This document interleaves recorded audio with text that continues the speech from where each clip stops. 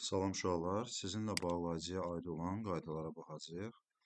Dərslikdə verilmiş çalışmalar. Mətndə göy rənglə verilmiş nöqtələrin yerinə belə ki, lakin, ki, odur ki sözlərinə uyğun gələni artırmaqla mətnin həmin hissəsini bir daha oxuyun. Baxaq, həmin ildə 366 gün olur. Biz bura odur ki əlavə etməliyik. Odur ki, biz ona uzun il deyirik. Uşaqlar, diqqət eləyək. Nəyə görə odur ki, uyğun gəlir? Ümumiyyətlə, odur ki, səbəb məzmunu var. Baxaq, həmin ildə 366 gün olur. Bax, birinci cümlə bura qədər. Bura nə dedik? Odur ki, qoyacaq. Diqqət eləyək. Bizim ona, indi özümüzə sual verir. Bax, bizim ona uzun il deməyimizin səbəbi nədir? Yəni, nə üçün biz ona, yəni həmin ilə uzun il deyirik? Ona görə ki, orada 366 gün olur. Yəni, səbəb məzmunu yarandığından odur ki, bağlayıcısı bura əlavə ediləcək. Və yaxud da ona görə də biz ona uzun il deyirik. İkinci cümləyə baxaq. Lakin sonralar daha ciddi hesablamalar nəticəsində məlum oldu ki, burada isə ki bağlayıcısını əlavə edəcəyik. Ki bağlayıcısı bilirik ki, aydınlaşdırma, tabelik bağlayıcısıdır. Yəni, bunun məzmununda aydınlaşdırma mənası vardır. Nəyi aydınlaşdırdı? Bax, ki, bura əlavə etdik, ki bağlayıcısını. Və ki-ni əlavə etməklə nə aydınlaşdırılmış oldu? Cümləni bir də oxuyaq. Lakin sonralar daha ciddi hesablamalar nəticəsində məlum oldu ki, bax, buradan məlum oldu ki, sual yaranır bizdə. Doğrudan nə məlum oldu? Heç biz bu hissəni oxumamışıq. Nə məlum oldu bizə? Belə bir sual yaranır. O sualın cavabı artıq digər hissədə verilir. Deməli, bir ilimiz əslində 365 gün, 5 saat 48 dəqiqə 66 saniyədir. Bax, bu hissədə verilən fikir bizə məlum olur. Yəni, ki bağlayıcısı artırmaqla aydınlaşdırma bağlayıcısıdır, tabelik bağlayıcısıdır. Dedi, nəyi aydınlaşdırdı? Birinci cümlədə verilən fikir ki var idi, nəticəsində məlum oldu. O daha ciddi hesablama nəticəsində nə məlum oldu? Bax, onu aydınlaşdırır ikinci tərəf. Və ki bağlayıcısı da burada bir cümlə və digər arasında əlaqə qurmaqla, yəni bağlayıcı missiyasını yerinə yetirməklə aydınlaşdırma məzmunu daşıyır. İkinci cümlə isə birincini, yəni bu bir tərəfi, yəni bu cümlə bu tərəfi nə edir? Aydınlaşdırır. Birincidə verilmiş fikri aydınlaşdırır. Eyni zamanda ki-nin tabelik bağlayıcısı olmasını da buradan deyək ki, uşaqlar bir tərəfdən digərinə sual çıxır. Həqiqətən də sual yarandı. O sual nədən ibarət idi? Lakin sonralar daha ciddi hesablamalar nəticəsində məlum oldu ki, eyni zamanda sualın yaranması da elə o tabelik əlaqəsinin göstəricisidir. Növbəti, adama elə gəlir ki, bax, yer gəlmişkən, burada da ki bağlayıcısı var. Bu da yəni aydınlaşdırma tabelik bağlayıcısıdır. Adama nə elə gəlir? Adama elə gəlir ki, nə? Burada verilən fikir digərini aydınlaşdıracaq. İndi biz baxırıq bu üç nöqtəyə. Adama elə gəlir ki, il üçün 11 dəqiqə 14 saniyənin böyük əhəmiyyəti olmaz. Biz indi bura lakin bağlayıcısını artıracağıq. Lakin hesablamalar göstərir ki, bu kiçik zaman kəsiyi təqvimdə hər 400 ildə təxminən biz hesabladıq 3 sutkanın artıq qalmasına səbəb olur. Uşaqlar, indi burada lakin nə məzmunu daşıyır? Lakin burada biz bilirik ki, qarşılaşdırma məzmunu daşıyır. Yəni, qarşılaşdırma nədir? Bir tərəfdə verilən fikirlə digər fikir qarşı-qarşıya qoyulur. Yəni, əkslik təşkil edir. Gəlin məzmuna diqqət eləyək. Adama elə gəlir ki, il üçün 11 dəqiqə 4 saniyənin böyük əhəmiyyəti olmaz. Bax, burada 11 dəqiqə 14 saniyənin böyük əhəmiyyəti olmaz fikri ilə, yəni əhəmiyyəti olmaz. Bu əhəmiyyəti olmaz var ha. Yəni sanki 11 dəqiqə 14 saniyə elə əhəmiyyətli deyil. Bu fikirlə ikinci hissədə verilən fikir qarşı-qarşıyadır. Hesablamalar göstərir ki, bu kiçik zaman kəsiyi təqvimdə hər 400 ildə 3 sutkanın artıq qalmasına səbəb olur. Bu hər 400 ildə 3 sutkanın artıq qalması fikri ilə bu əhəmiyyəti olmaz var. 11 dəqiqə 14 saniyənin böyük əhəmiyyəti olmaz. Bunların arasında nə var? Ziddiyyət var, əkslik var. Yəni biri birinə qarşıdır. Əkslik var. O səbəbdən də lakin bağlayıcısı buraya əlavə edilmiş olacaq. Və adından da görünür ki, lakin, amma ancaq lakin, halbuki isə fəqətlə bağlayıcılardır. Qarşılaşdırma. Bir tərəflə digər tərəf qarşı-qarşıya qoyulur. Bağlayıcı sayılır. Bu müxtəlif cümlələr də ola bilər uşaqlar və ya müxtəlif hərəkətlər, anlayışlar da ola bilər. Önəmli olan odur ki, bunlar arasında əkslik var, ziddiyyət var, qarşıdurma var, qarşı-qarşıya qoyulma var.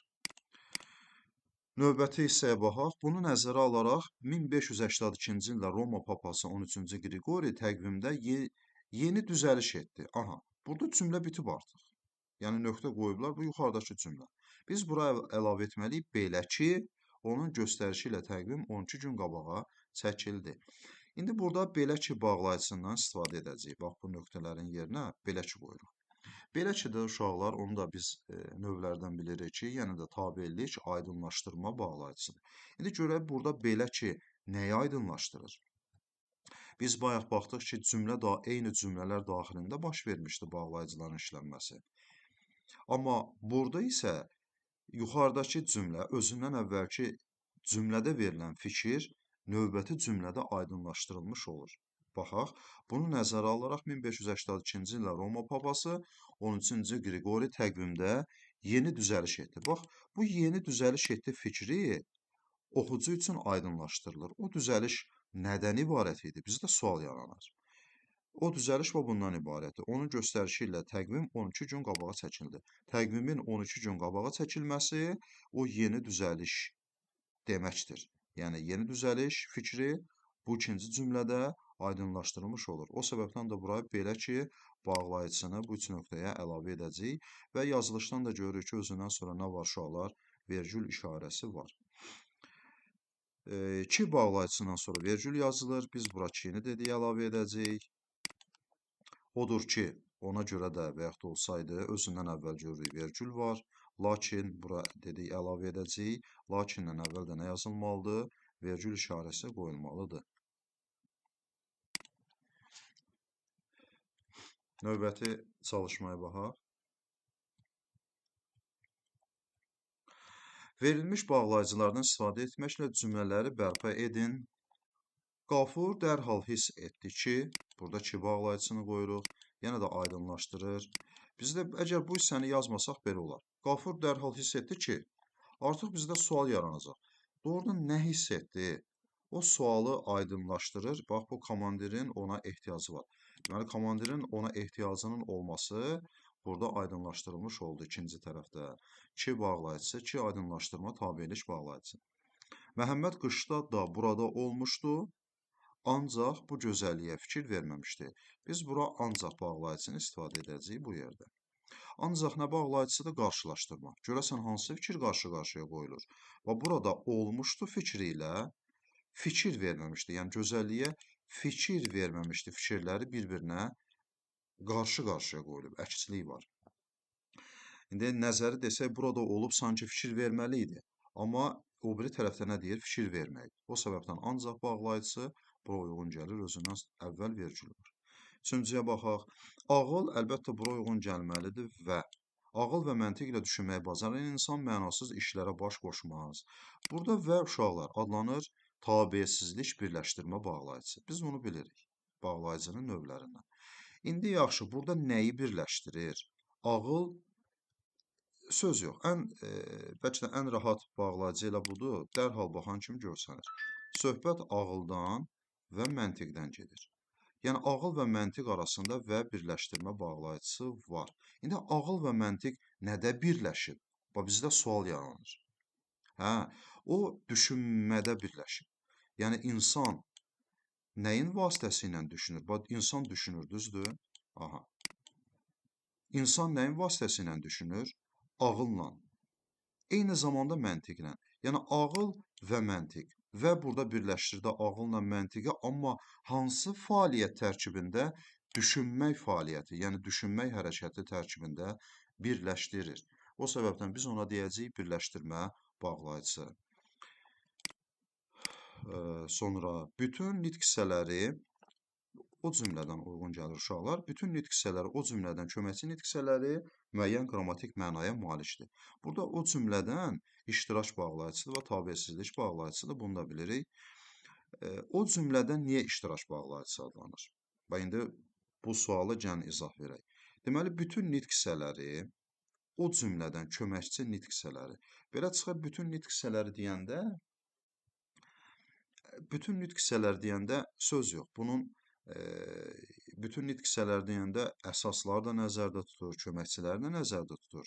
Amma burada bizim diqqətimizə belə deyək də, bu xüsusi çatdırılmış olur. Yəni köməkçi nitq hissələri də onun tərkibindədir. İkinci cümlə də bunu bizə diqqətimizə çatdırır. Həmçinin köməkçi nitq hissələri müəyyən qrammatik mənaya malikdir. Bu qrammatik mənaya malik olmaq ki var, bax, qrammatik mənaya malik olmaq. Qrammatik məna hansılara aiddir?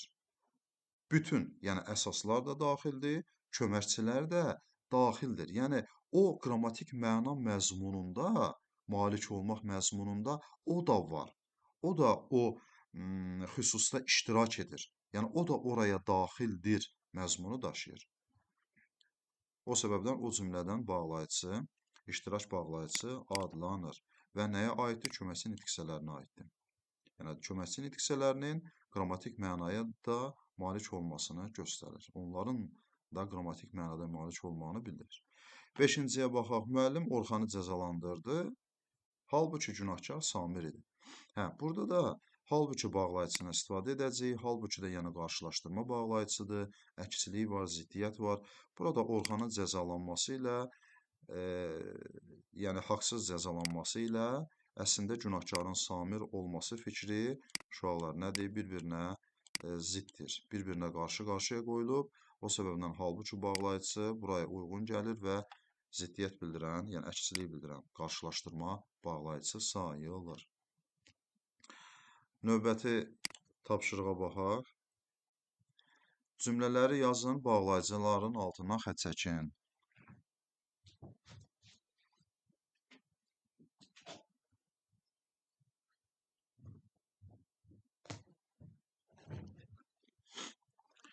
Cümlələri yazın, bağlayıcıların altından xətt çəkin. Azadlıq xurma deyil ki, yetişməsini gözləyəsən. Bax, burada ki bağlayıcısı, yəni də aydınlaşdırma bağlayıcıdır, tabellik. Sonra o vaxtda ya şah ölər, ya eşək. Burada da ya da bağlayıcısına istifadə edirlər. Ümumiyyətlə, ya da bağlayıcısı olan yerdə iki anlayışdan, iki hərəkətdən, iki hökmdən uşaqlar yalnız birinin mümkünlüyü bildirilir. Bax, burada da o vaxtda ya şah, bir də ya da eşək. Yəni, ikisindən birinin mümkünlüyü burada vurğulanmış olur. Tabesizlik, bölüşdürmə bağlayıcısıdır. Yəni, ölər anlayışı, ölər hərəkəti nələrin arasında bölünüb? Şahla eşək arasında. 3-cü. Həmişə sülh tərəfdarı ol, amma müharibəyə hazır ol. Sülhün tərəfdarı olmaq fikri ilə müharibəyə hazır olmaq fikri arasında bir əkslik var. O səbəbdən də biz amma bağlayıcısına deyəcəyik qarşılaşdırma bağlayıcısı. Yəni, iki fikir arasında qarşıdurma var, əkslik var. 4-cü. Xoşbəxtliyin yolu zəhmət ilə cəsarətdən keçir. Burada zəhmət və cəsarətdən keçir ilə bağlayıcı birləşdirmə bağlayıcısı sayılır. Yəni, bunu biz və ilə də əvəz edə bilərik. Uşaqlar, burada yaxşı, ilə nəyi birləşdirdi? Xoşbəxtliyin yolu ki var, insan o yolda zəhmətlə eyni zamanda cəsarət. Zəhmət də çəkməlidir. Eyni zamanda insan cəsarətli olmalıdır. Hansı yolda? Xoşbəxtliyə gedən yolda. Yəni, zəhmət və cəsarət birləşməlidir. Bərabər. Zəhmətlə cəsarət nə olmalıdır? Birləşməlidir ki, xoşbəxtliyə insan nail olsun. O səbəbdən ilə bağlayıcısını biz birləşdirmə bağlayıcısı götürəcəyik və tabesizlik bağlayıcısı sayılır. Ümumiyyətlə, tabesizlik əlaqəsi olan yerdə unutmaq olmaz ki, bir tərəfdən, yəni tabesizlik əlaqəsində olan sözlər, anlayışlar, hərəkətlər ki var, birindən digərinə heç vaxt uşaqlar sual verilməz. Burada da biz zəhmətlə ilə cəsarət, nə zəhmətdən nə cəsarətə, nə cəsarətdən zəhmətə sual verə bilmirik. Bu onun həm də təbəəsizlik əlaməti sayılır. Namaz qılarkən onu uzatmaq istəyirəm, lakin kiçik bir uşağın ağlamasını eşidəndə namazımı uzatmıram. Çünki onun ağlar səsini eşidən ananın nə hala düşdüyünü çox yaxşı bilirəm. Bax uşaqlar, burada lakin qarşılaşdırma bağlayıcısıdır. Nə ilə nə qarşılaşdırılıb? Namaz qılarkən, yəni namazın uzadılması fikri ilə uşağın ağlamasını eşidəndə namazın uzadılmaması fikri qarşı-qarşıya qoyulub. O səbəbdən lakin burada qarşılaşdırma bağlayıcısı sayılır. Eyni zamanda bura qədər olan hissə ki var idi, namaz qılarkən onu uzatmaq istəyirəm, lakin kiçik bir uşağın ağlamasını eşidəndə namazımı uzatmıram. Bax, bura qədər olan fikir var. Ondan sonra çünki bağlayıcısı gəlib. Və çünki də biz bilirik nə bağlayıcısıdır? Tabelik səbəb bağlayıcısıdır. Nə səbəbdən namazımı uzatmıram? Çünki ağlar səsini eşidən ananın nə hala düşdüyünü çox yaxşı bilirəm. Və ananın ağlar səsini eşidəndə onun nə hisslər keçirdiyini bilməsi, yəni bu səbəbdən uzatmıram. Artıq o səbəb, çünki bağlayıcısı burada nə olacaq? Səbəb bağlayıcısı olacaq. Səbəb bağlayıcısı artıq bu cümlədə verilən fikirlə özündən əvvəlki verilən cümlədəki hökmün səbəbini bildirmiş oldu. Baxaq uşaqlar, hansı cümlələrdəki bağlayıcılar bir-birini əvəz edə bilər? Burada da şeirdə və ya musiqidə də elmə rast gəlmək olar. Şeirdə və ya musiqidə də elmə rast gəlmək olar. Burada və ya bölüşdürmə bağlayıcısıdır. Musiqidə də elmə rast də eyni zamanda iştirak bağlayıcısıdır. Burada və ya bağlayıcısı bölüşdürmə bağlayıcısıdır. Tabeəsizlik, də isə iştirak bağlayıcısıdır. Yəni, iki növ bağlayıcı burada iştirak edibdir. İndi də iştirak bağlayıcısına nə uyğun gələ bilər? Baxaq, bir çox ad bildirən sözlər eləcə də iştirak bağlayıcısıdır. Bu, də ilə, dəyə görə bu cümlə uyğun gəlir. Bir ilə D. Yəni, nəyə görə götürdük? Bu da bağlayıcısı iştirakdır. Eləcə də bu da iştirak bağlayıcısıdır.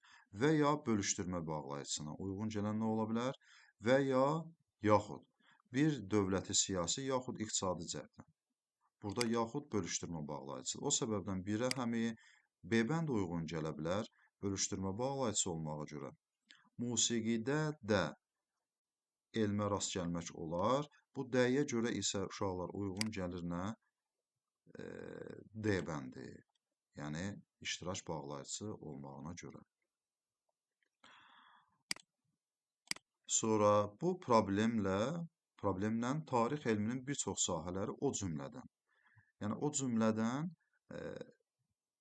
iştirak bağlayıcısıdır. İkiyə də uyğun gəlir yenə D bəndi. Eləcə də bağlayıcısını əldə rəhbər götürərək. Bu da iştirak bağlayıcısıdır, bu da iştirak bağlayıcısıdır. Üçüncüyə baxaq. Köyçək Fatma ilə qardaşı meşədə azdılar. İlə və bağlayıcısıdır. Burada və varmı? Var. Deməli, üçə də A bəndi uyğun gəlir. Kəşf etmək hamının gördüyünü görmək, lakin heç kəsin ağlına gəlməyəni düşünmək deməkdir. Lakin qarşılaşdırma bağlayıcısıdır. Fəqət də burada qarşılaşdırmadır deyə 4 ilə də C bir-birinə uyğun gəlir. Bax, burada fəqət bağlayıcısı var. Biz kim olduğumuzu bilir. Fəqət kim olacağımızı bilmirik. Burada fəqət qarşılaşdırır. Nəyi qarşılaşdırır? Bilməklə bilməməyi qarşılaşdırır. Amma nəyi bilmək? Kim olduğumuzu bilmək, kim olacağımızı bilməmək hökmlərini qarşılaşdırır. O səbəbdən fəqət nə adlanır? Qarşılaşdırma bağlayıcısı. Kəşf etmək hamının gördüyünü görmək, lakin heç kəsin ağlına gəlməyəni düşünmək deməkdir. Lakin yenə qarşılaşdırmadır. Nəyi qarşılaşdırır? Hamının gördüyünü görmək. Bax, hamının gördüyünü görmək.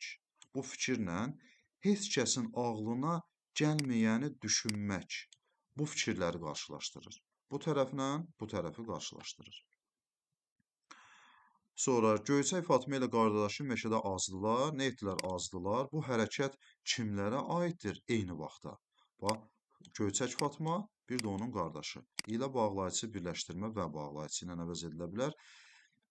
Azdılar feili həm Göyçək Fatmaya aiddir, həm qardaşına. Ümumiyyətlə və ilə birləşdirmə bağlayıcıları unutmaq olmaz, həmişə eyni zamanlıq məzmunu ifadə edir. Yəni orada eyni zaman məzmunu var.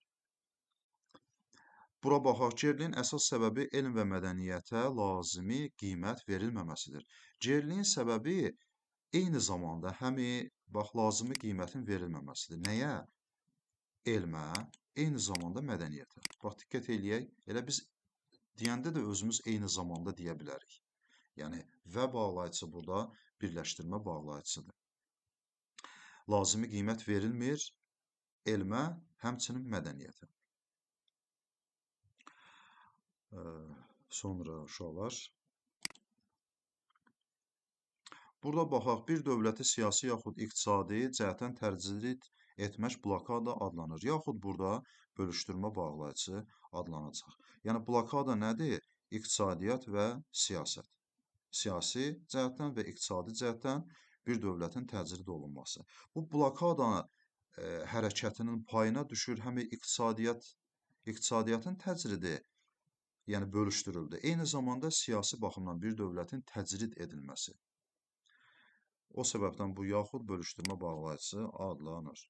13-ə baxaq. Aforizmlərə münasibət və İsa bağlayıcısına dair suallara cavab verin. Baxaq, İsa bağlayıcısı hansı bağlayıcılarla sinonim sayıla bilər? Qorxaqlar taleyə təslim olur, cəsurlar isə taleyə təslim edir. Biz burada əlbəttə amma, ancaq, lakin, halbuki, isə, fəqət, yəni isə özü var, fəqət istifadə edə bilərik. Qorxaqlar taleyə təslim olur, amma cəsurlar taleyə təslim edir. Ancaq cəsurlar, halbuki cəsurlar, fəqət cəsurlar taleyə təslim edir də deyə bilərik. Uşaqlar, diqqət eləsək, digər qarşılaşdırma bağlayıcı vergüldən dərhal sonra işlədilir. İsa bağlayıcısı isə hansı sözə aiddirsə, ondan əvvəl işlənir. Ondan sonra işlənir, daha doğrusu. Yəni, İsa bağlayıcısı bir növ vergüldən uzaq mövqedə işlənir. İkinci, nadanlar elmə həqarətlə baxır, savadsızlar ona heyran olur, müdriklər isə ondan bəhrələnirlər. Burada İsa bağlayıcısı yenə də işlənmə vəziyyətinə görə ki, vergüldən uzaqdır. Amma müdriklər ondan bəhrələnirlər də deyə bilərik. Sonra incəsənət mən, elm isə biz deməkdir. Amma elm biz deməkdir. İsa bağlayıcısını, yəni amma bağlayıcısı ilə əvəz edə bilərik. Və burada baxırıq ki, bir tərəfdə verilən fikirlər digər İsa'nın aid olduğu sözlə, yəni hökmə aid olan fikir arasında bir qarşıdurma əmələ gətirir. Yəni əkslik əmələ gətirir. İsa bağlayıcısının cümlədə işlənməsi digər bağlayıcılardan nə ilə fərqlənir? Onu da qeyd elədik, o vergüldən həmişə uzaq olur. Amma digər bağlayıcılar, yəni İsa bağlayıcısının sinonimi sayıla bilən amma, ancaq, lakin, halbuki və fəqət bağlayıcıları düz vergüldən birbaşa sonra işlənmiş olur.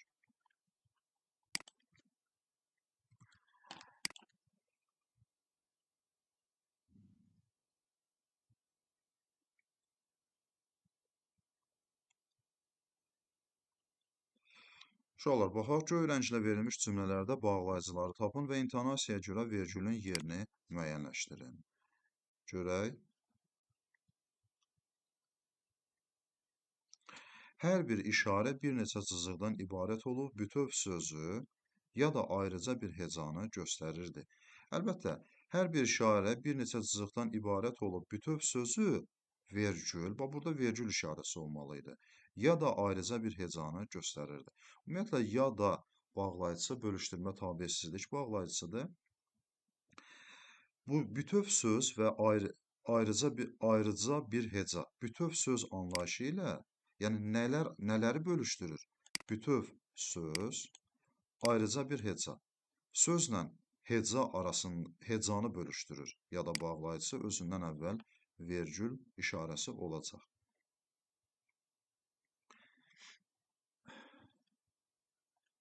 Yəni ki, ya da hər bir işarə bir neçə cızıqdan ibarət olub. Belə çıxır ki, belə çıxır. Hər bir işarə, bax, hər bir işarə bir neçə cızıqdan ibarətdir. Bu fikir aydındır bizə. Hər bir işarə bir neçə cızıqdan ibarətdir. Və o bir neçə cızıqdan ibarət olan işarə bütöv sözü də bildirə bilər birinci hökm. Eyni zamanda ayrıca bir hecanı da bildirə bilər ikinci hökm. Və bunların arasında bir növ o bir neçə cızıqdan ibarət olan işarə var ha. Onun funksiyası bu ikisinin arasında bölüşdürülür. Həm buna aiddir, həm buna aiddir. Həm bütöv sözə aid olur, eyni zamanda da ayrıca bir hecaya da aid ola bilir. Amma necə? Ya bunu bildirir, ya bunu bildirir. Yəni bir işarə, bir vəzifəsi daxilində ancaq bunu bildirə bilər.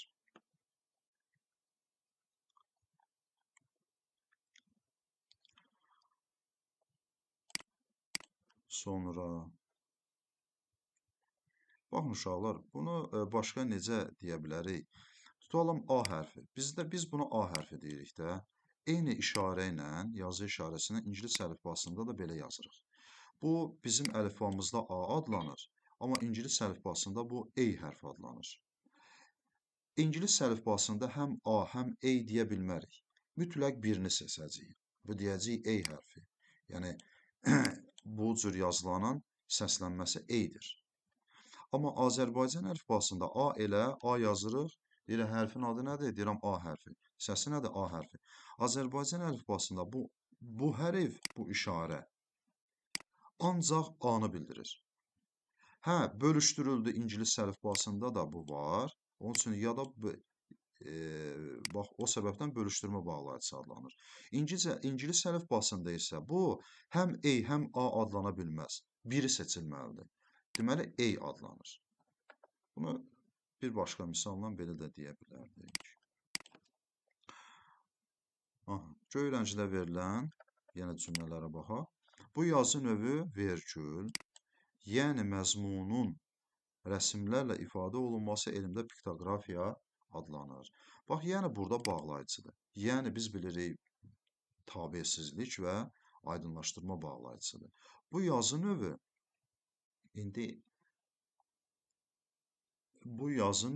yəni məzmunun rəsmlərlə ifadə olunması. Bu yazı növü deyəndə nəyi nəzərdə tutur? Yəni yuxarıdakı fikirlərdən belə görünür ki, rəsmlərlə ifadə olunan yazı növü adlanır piktoqrafiya. Yəni bağlayıcısı aydınlaşdırdı. Burada verilən hökmü ikinci hissədə aydınlaşdırmış oldu. Və biz yuxarı abzasla da tanış olduğumuzdan, yuxarıdakı cümlələrdəki fikirlərlə bizə aydın olur ki, piktoqrafiya nə deməkdir və piktoqrafiya özü də yazı növü sən demə adlanırmış. Həm də nə ilə ifadə olunur? Rəsmlərlə. Yəni rəsmlər çəkilərək piktoqramlar cızılırmış. Baxaq, məsələn, burada elə dərhal bir vergül işarəsi yazacağıq. Məsələn də burada bölüşdürmə bağlayıcısıdır və tabesizlik. Amma nəyi? Eyni zamanda aydınlaşdırma bağlayıcıdır uşaqlar. Məsələn, Cəməqayə rəsmlərində günəş təsvirlərinin çoxluğu Azərbaycanda günəşlə bağlı inancların geniş yayıldığını göstərir. İndi bu məsələn bizə nəyi aydınlaşdırdı? Gəlin biz yuxarı qayıdaq. Bax, bağlayıcı ona görə yalnız bir cümlə tərkibində yox, eyni zamanda özündən əvvəlki cümlələr, hətta abzası da izah edə bilər. Onların arasında da bir əlaqə qura bilər. Piktoqrafik yazıların elementlərini Azərbaycanın bir çox bölgələrində piktoqrafik yazının nə olduğu, o rəsmlərlə ifadə olunan yazı. Piktoqrafik yazıların elementlərini Azərbaycanın bir sıra bölgələrində rast gəlmək olar. Bunlardan ən məşhurları Bakının yaxınlığındakı Qobustan və Ordubadakı Gəmiqaya rəsmləridir. Piktoqramlar vasitəsilə insanlar gələcək nəsillərə xalqın adət-ənənələrini, məşğuliyyəti, inancları haqqında informasiya çatdırırdılar. Məsələn, hansı informasiyanı çatdırıblar doğrudan? Bax, xalqın adət-ənənəsi, inancı ilə bağlı o hansı informasiyadır? Bizdə belə bir sual yarana bilər. Onun üçün növbəti cümlədə məsələn yazıb, aydınlaşdırma bağlayıcısı qoyaraq, özündən sonra vergül, məsələn yazaraq yeni bir fikirlə bizim üçün aydınlaşdırıblar nəyi? Bunları, burada verilən fikri. Məlum olur ki, o hansı inanclardır? Məsələn, Gəmiqaya rəsmlərində günəş təsvirlərinin çoxlu Azərbaycanda günəşlə bağlı inancların yayıldığını göstərir. Bir sözlə, burada madam inanc sözü yazmışdı özündən yuxarıdakı cümlədə, aşağıdakı bu göy cümlədə isə nə edildi? O inancın izahı verildi, yəni aydınlaşdırıldı ki, o günəşlə bağlıdır və məsələn bağlayıcı da onun üçün burada iştirak edir. Baxaq uşaqlar növbəti tapşırığa.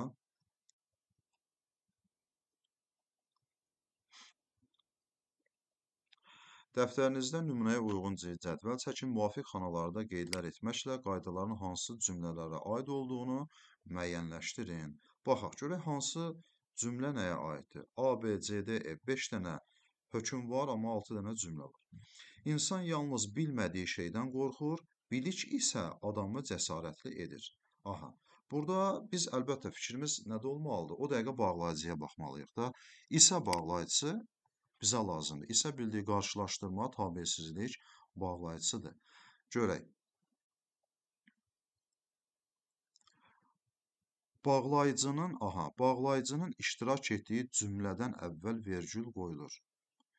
Bəli, bağlayıcının iştirak etdiyi cümlədən əvvəl vergül yazılıb. Həqiqətən də bağlayıcı burada iştirak edir və bundan əvvəl vergül yazılır. Əvvəl vergül yazılır D. Buna D uyğun gəlir. E-yə baxaq, bağlayıcıdan nə əvvəl, nə də sonra vergül yazılır. Bəli, E bəndi də uyğun gəlir. Həqiqətən, hissədən nə əvvəl, nə də sonra vergül yoxdur. İfadə yazmaq həm dinləmə, həm də yazı bacarığını inkişaf etdirir. Həm də uşaqlar iştirak bağlayıcısıdır. Yəni, ifadə yazmaq nəyi inkişaf elətdirir? Dinləməni və yazı bacarığını. Yəni, hər ikisini inkişaf elətdirir. Bu inkişaf etdirmək anla hərəkət var, inkişaf etdirmək hökmü. Bunun içərisində dinləmə də var, yazı bacarığı da var. Hər ikisi iştirak edir. Yəni, mövcuddur deyə həm də iştirak bağlayıcısı sayılacaq. İndi bunlara aid nə yazıb? Təşkil olunan bağlayıcıdan əvvəl birincidən başqa vergül qoyulur. Həqiqətən, təkrar olunan həm də təkrar olunub. Birincidən başqa, bəli, birincinin vergül aidiyyəti yoxdur. Vergül qoyulur. Həqiqətən, həm də ikincisindən əvvəl vergül yazılıb. B bəndi, B bura uyğun gəlir. Daha doğrusu, A uyğun gəlir. Bu yox. A bəndi uyğun gəlir.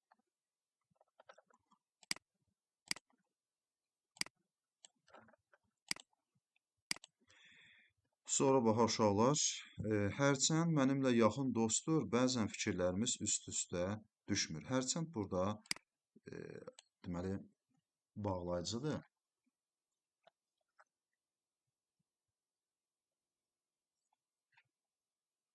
Və uşaqlar, hərçənd bağlayıcısı bilirik ki, güzəşt bağlayıcısıdır. Ümumiyyətlə, biz bunu necə başa düşək? Hərçənd mənimlə dostdur. Yəni, hərçənd, bax, burada verilən fikir əslində ikinciyə ziddir. Mənimlə dost olmaq fikri var, bir də fikirlərimizin üst-üstə düşməməsi var bəzən. Yəni, bu fikirlər arasında bir-birinə əkslik var. Hərçənd ki, adı güzəştdir, yəni bu məzmunu ifadə edir. Sanki birinci tərəf ikinciyə güzəştə gedir. Görək bu nəyə uyğun gələr? Bağlayıcının iştirak etdiyi cümlədən sonra vergül yazılır. Bəli, həqiqətən bu cümlədən sonra vergül işarəsi yazılıb. C buraya uyğun gəlir. Aha. İnsanın ən böyük dostu da, ən böyük düşməni də onun təxəyyülüdür. Bağlayıcının sonuncudan başqa, bura B uyğun gələcək. Təşkil olunan bağlayıcıdan sonra sonuncudan başqa vergül yazılıb. Həqiqətən, da, də iştirak bağlayıcılarıdır, təkrar olunur həqiqətən. Sonuncudan başqa, yəni bundan başqa birincidən sonra vergül yazılıb. Baxın, bağlayıcıdan sonra. Ona görə 4-ə uyğun gəlir nə? Uşaqlar, B. Elmin tərəqqisi alimlərin kəşfi və ixtiraları ilə. Bağlayıcıdan nə əvvəl, nə də sonra vergül işarəsi yazılır. Doğru cavab burada E buna aiddir. Yəni, bunun da vergülə aidiyyatı yoxdur. Bağlayıcıdan nə əvvəl, nə də sonra vergül işarəsi var. Həqiqət gözəldirsə, xəyal da bir o qədər füsunkardır.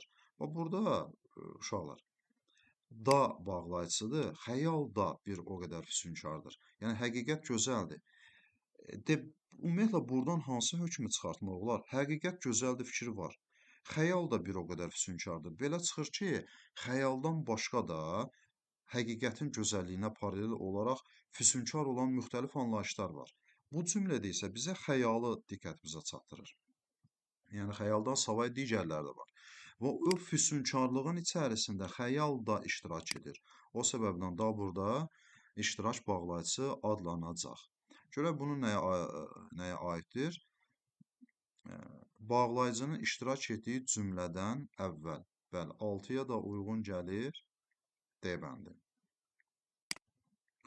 6-ya da uyğun gəlir uşaqlar D bəndi. Həqiqət gözəldirsə, xəyal da bir o qədər füsunkardır. Bağlayıcının iştirak etdiyi cümlədən əvvəl vergül işarəsi qoyulub, həqiqətən qoyulub. Bəli. Sonra vergülləri yerli yerində işlətməklə cümlələri deyək köçürün. Ən etibarlı adamlara da oxumağa kitab verməyin, vergül. Hə, nə üçün verməyin? Belə ki, vergül, mənim kitablarım tən yarısı oxumaq üçün alıb qaytarmadığım kitablardan ibarətdir. Burada iki tərəfli vergül yazdıq, uşaqlar. İndi bilmək lazımdır. Birinci vergül nəyindir, ikinci vergül nəyindir? Ən etibarlı adamlara da oxumağa kitab verməyin. Bu vergül birinci. Bu birinci cümlənin vergülüdür. Amma ikinci vergül var, o belə ki bağlayıcısının vergülüdür. Biz bilirik ki, aydınlaşdırma, tabirlik belə ki bağlayıcısından sonra mütləq nə yazılmalıdır? Vergül işarəsi. Bəs buna biz niyə aydınlaşdırma deyəcəyik? Ona görə ki, oxumağa kitab verməyin. Nə üçün görəsən verməyək? Yəni bunun necə aydın eta bilərik? Necə aydın hala gələ bilər bizim üçün? O səbəbdən bu aydınlaşdırma bağlayıcısı adlanacaq. Sonra adama elə gəlir ki, 2-dən sonra vergül olmalıdır. Aydınlaşdırma bağlayıcısıdır yenə. Kim həqiqət atəşini söndürməyə cəhd etsə, vergül, yəni buradakı vergül artıq bu sasənin vergülüdür. Feilin şərt şəklində işlənən cəhd etsə feilinin vergülüdür. Yəni sasənin şərt şəklinin vergülüdür. Və eyni zamanda bu böyük cümlənin, mürəkkəb cümlənin birinci tərəfində olan cümlənin vergülü sayılır.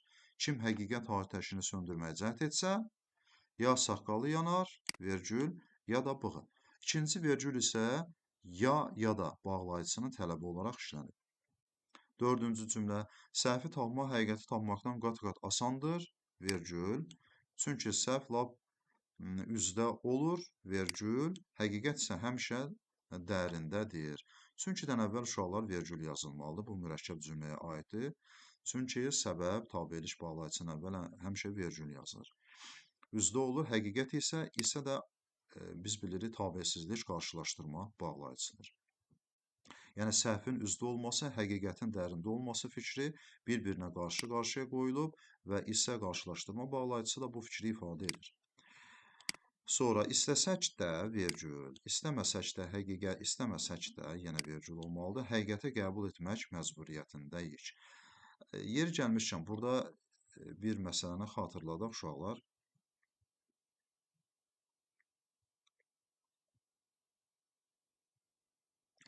Bu istəsək də, istəməsək də həqiqəti qəbul etmək məcburiyyətindəyik. İstəsək də, istəsək belə, istəməsək belə həqiqəti qəbul etmək məcburiyyətindəyik. Ümumiyyətlə, buradakı də biz buna bağlayıcı deməyəcəyik. Əslində, bunlar ədatdır. Biz bunlara bağlayıcı bir də deyək, bunlar əslində uşaqlar ədatdır. Bax, sa, istəsək feilin şərt şəklinin şəkilçisidir. İstəməsək. Bu da feilin şərt şəklinin şəkilçisidir. Və bunlarla bir yerdə olan da ədat məqamında işlənir. Yəni, hətta belə ədatı ilə də əvəz edə bilərik. Ya, istəsək belə, istəməsək belə həqiqəti qəbul etmək məcburiyyətindəyik. Bir sözlə burada bağlayıcı yoxdur. Də burada nə oldu? Ədat. Dostluq da, düşmənçilik də bahar buldu kimi gah yağar, gah kəsər. Dostluq da vergül, Düşmənçilik, dostluq da, düşmənçilik də bahar buludu kimi gah yağar, vergül, gah da kəsər. Bax, vergüllər belə olmalı. Hə, burada isə bəli, da, də iştirak bağlayıcısıdır. Bax, yağar. Nə yağır görəsən? Dostluq yağır, bir də düşmənçilik yağır. Hər ikisi bu yağmaq hərəkətində iştirak edir. Yəni, bu yağmaq hərəkəti hər ikisinə aiddir. O səbəbdən da, də iştirak bağlayıcısı sayılacaq tabesizlik. Gah yağar, gah kəsər. Gah da bölüşdürmə sayılır ki, deməli, dostluq və düşmənçiliyin eyni vaxtda yağması və yaxud da eyni vaxtda kəsməsindən danışır. Gah yağar, vergül, gah kəsər. Sonra uşaqlar danışarkən əllərini hara qoyacağını bilməyən adam bu əllərlə ağzını örtsə, vergül, bu vergül feilin şərt şəklinin şəkilçisidir ha. Örtsə, həm öz canını qurtarar, vergül, həm də biz xilas olaraq. Burada ikinci vergül isə həm də bağlayıcının tələbindən irəli gəlir. Həm öz canını qurtarar, vergül, həm də nə oldu? İştirak bağlayıcıları oldu. Bir də deyək uşaqlar, buradakı vergül sağ sənin tələbindən yaranıb, ağzını örtsə, amma ikinci vergül həmdənin tələbindən yaranıb ki, tabesizlik iştirak bağlayıcısının tələbidir.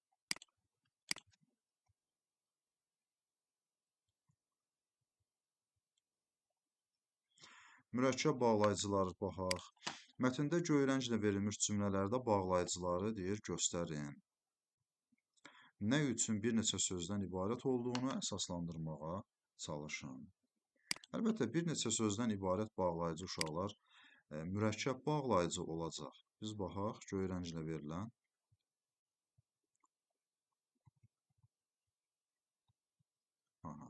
Çox qədim zamanlarda yazı materialı kimi daş və ya gil lövhələrdən istifadə edilmişdir və ya bağlayıcısı iki sözdən ibarətdir.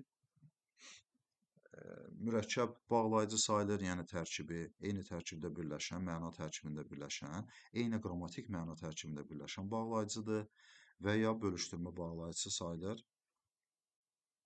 İki hissədən ibarətdir və ya. Bu nə üçün belə adlanır? Nə üçün? Yaxşı, indi suala cavab versək ki, bəs bu bağlayıcılar nə üçün iki hissədən ibarətdir?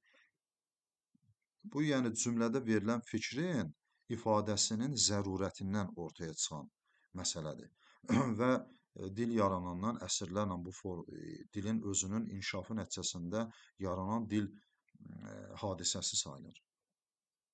Deməli, çox qədim, hələ bu cümləyə baxaq. Çox qədim zamanlarda yazı materialı kimi daş, deməli, daşdan istifadə ediblər və ya gil lövhələr. Burada daş fikri var, gil lövhələr var uşaqlar. Məsələn, belə deyək, gəlin biz bunu indi çox sadə, sanki gözümüzün qarşısındaymış kimi aydınlaşdırmağa çalışaq. Çox qədim zamanlarda insanlar eyni məlumatı daşın üzərində də yaza bilərdilər. Tutalım, bir adam öz evindən 3 kilometr uzaqdadır. Əlinə bir münasib daş keçib üzərində onu cızmaqara elədi, göstərdi. Yəni, öz fikrini orada göstərdi, bir mixi yazdı ilə, nəynəsə. Daş üzərində eləyə bilər. Sonra evinə gəldi, yenə də ehtiyac yaranır ki, o fikri evdəkilərə göstərsin. Evdə də gil lövhə düşdü əlinə və gil lövhənin üzərində də onu cızmaqara elədi. Belə çıxır ki, daş və gil üzərində eyni fikri göstərmək mümkündür. Yəni, daş və gil üzərində göstərmək mümkündür. Yəni, daşı evdən uzaqda elədi, indi biz və-yə köklənəcəyik. Gili isə evinə çatanda gil lövhə üzərində işlədi. İndi, yaxşı, biz və-ya üzərinə gəlin köklənək. Bayaq vədən dedik də, indi və-yanı necə başa düşək? Tutalım, bir adam yenə də eyni misala qaydırıq, evindən çox uzaqdadır. Əlinə bir daş düşüb. Orada yanındakı adama cızaraq nəyisə başa salmaq istəyir. O, daşın üzərində cızması bəs elədi. Daha eyni şeyi eyni adama eyni vaxtda götürüb gil lövhə üzərində də cızması lazım deyil. Yəni, birinin üzərində etməsi bəsdir. Yəni, bölüşdürmə. Ya daşı seçir, ya gil lövhəni.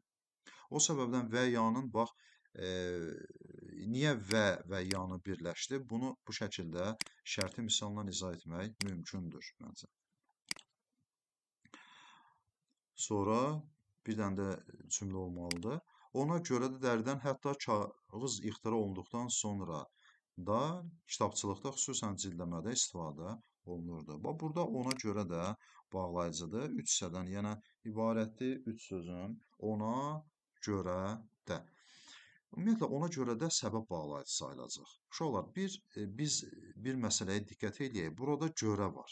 Görə nədir? Ümumiyyətlə, görəni təklikdə biz qoşma götürürük və məna növünə görə də elə səbəb, məqsəd, məzmunu bildirən qoşmadır.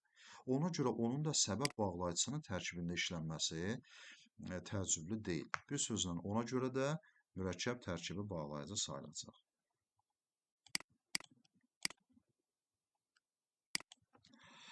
Növbəti hissəyə baxaq.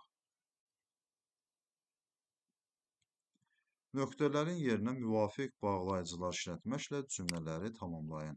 Mübarizəyə hazırlaşarkən həm güclü, həm zəif tərəflərini yaxşı bilməlisən. Əlbəttə, burada həm olmalıdır. Yəni, eyni vaxtda nəyi yaxşı bilməlisən? Güclü tərəfi, həm zəif tərəfi. Xəstəlikdən sonra o fiziki durumunu bərpa etdi. İntensiv məşq.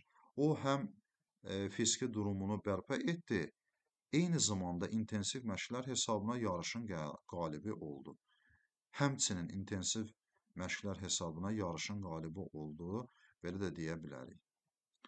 Atam televizora baxır, kompüterdə nəsə yazır, hə. Atam gah televizora baxır, gah, yəni bölüşdürülməlidir hərəkətlər. Atam gah televizora baxır, gah kompüterdə nə isə yazır, gah da ayağa qalxaraq otaqda var-gəl edirdi. Burada isə uşaqlar, deməli,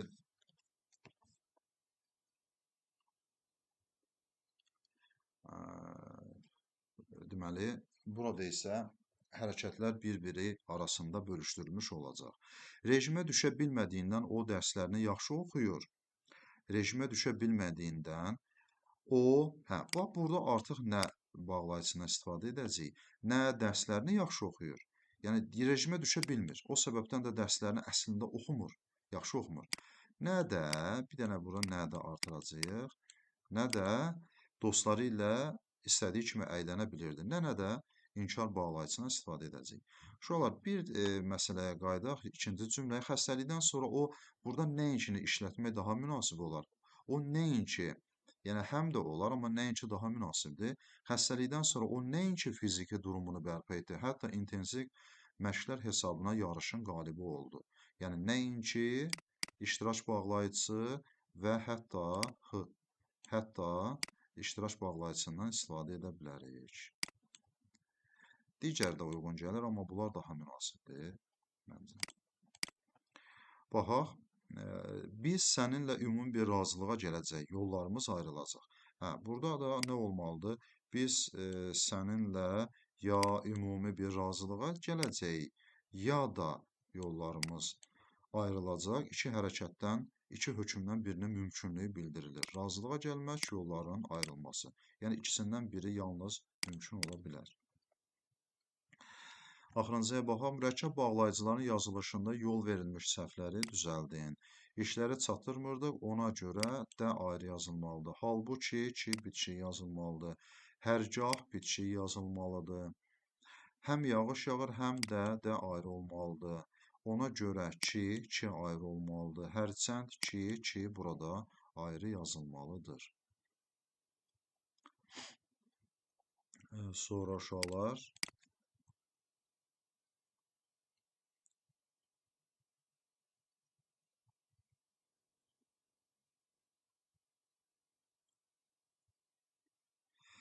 göy rənglə verilmiş hansı bağlayıcılardan sonra vergül qoyulmalıdır? Bax, 5-ciyə baxaq. Yəni, söhbət mətndən gedir. Baxaq, uşaqlar. Ona görə də, bundan əvvəl, əlbəttə, bunun vergül aidiyyatı yoxdur. Ona görə də cümlənin əvvəlində başlanır. Çünkidən əvvəl vergül yazılıb, bu düzdür. Onun şəxsi həkimi yazırdı ki, burada artıq vergül olmalı idi. Və-nin vergül aidiyyatı yoxdur. Elə bu qədər. Sonra nə istəyir? Durğu işarələrini yerli yerində işlətməklə nöqtələrin yerinə uyğun gələn bağlayıcılar artırıb yazın.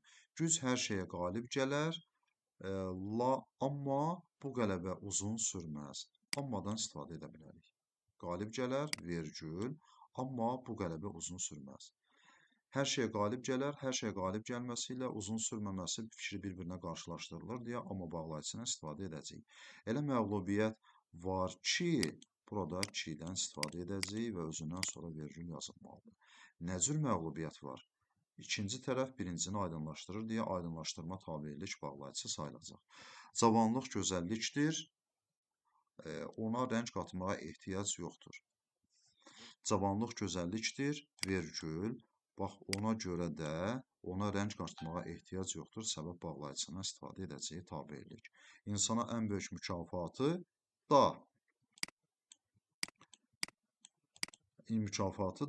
vergül, cəzanı da, yəni vergül, yox vergülsüz, öz vicdanı verir. Birinci dadan sonra vergül işarəsi yazacağıq və iştirak bağlayıcısı adlanır. Yəni cəza insana ən böyük mükafatı, cəzanı da öz insanın vicdanı nəyi verir? Yəni vicdan nəyi verir insana? Cəza və mükafat hər ikisi iştirak edir. O vicdanın deməli insana verdiyi hökmdə cəza və mükafat hər ikisi iştirak edir deyə, yəni bu vicdanın verilməsi cəzaya da aiddir, mükafata da aiddir. Əslində mükafat da, cəza da vicdanı verir, buna aiddir uşaqlar. Yəni buna deyirlər tabellik əlaqəsində mükafat və cəza sözlərinin cümlə üzvünə görə vicdanı verir. Deməli xəbərinə aid olması. Bir sözlə da burada iştirak bağlayıcısı olacaqdır.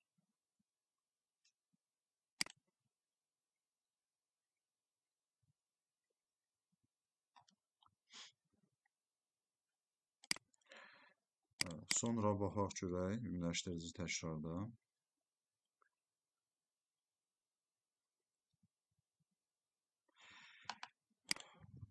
Deməli, bağlayıcıların altından 1, qoşmaların altından 2 xətt çəkin. İnsanlar arzu və xəyallarına görə və bağlayıcıdır. Görə burada nədir? Qoşmadır. Bənzəyir, amma bağlayıcıdır xasiyyətində və bağlayıcıdır. Müxtəlif olduğu üçün qoşmadır. Bəzən bu oxşarlıq pozulur və yenə bağlayıcıdır. Bundan böyük fəlakətlər törəyir. Sonra Nürəddin İmamverdi babanın yanında çox gözəl vaxt keçirirdi və bağlayıcıdır. Şükür edirdi ki, bağlayıcıdır. Gülpəri onu özü ilə aparmadı, ilə nədir? Qoşma. İndi kənddə uçmuş evlərdən başqa qoşmadır.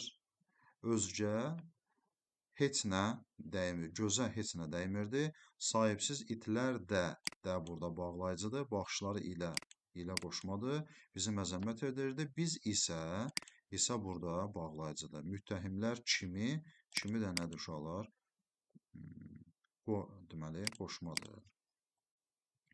Dördüncü, verilmiş cümlələrdə buraxılmış vergülləri bərpa edib köçürün. Özündən böyüklərə hörmətlə yanaş, vergül, çünki sən də nə vaxtsa yaşlanacaqsan.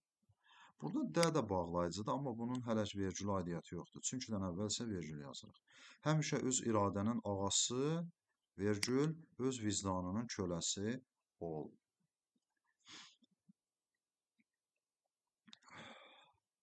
Burada uşaqlar, həmişə öz iradənin ağası, bura amma bağlayıcısını yaza bilərdilər. Amma yazmayıblar. Və yaxud da belə də yazmaq olardı. Həmişə öz iradənin ağası, öz vicdanının isə, burada isə bağlayıcısını əlavə edə bilərdilər. Amma yazılmayıb. Yəni biz onu özümüz şərti bərpa edə bilərik. Amma bilməliyik ki, burada vergül işarəsi olmalıdır. Ömrü uzadan da, insanı yaşadan da ümiddir. Ömrü uzadan da vergül, insanı yaşadan da ümiddir. Daim ümidlə yaşamaq olmaz, vergül, ancaq ümidsiz də yaşamaq olmaz. Hətta ən ümidsiz insanda da bir ümid qığılcımı közəlməkdədir. Burada da bağlayıcıdır, amma vergülə aidiyyəti yoxdur. Yağış həm kasıbın, vergül, həm də varlının başına yağır, vergül, amma tərscə kasıb islanır, vergül, çünki varlının əlində çətir var, çünki dən əvvəl isə bildik ki, vergül işarəsi olmalıdır.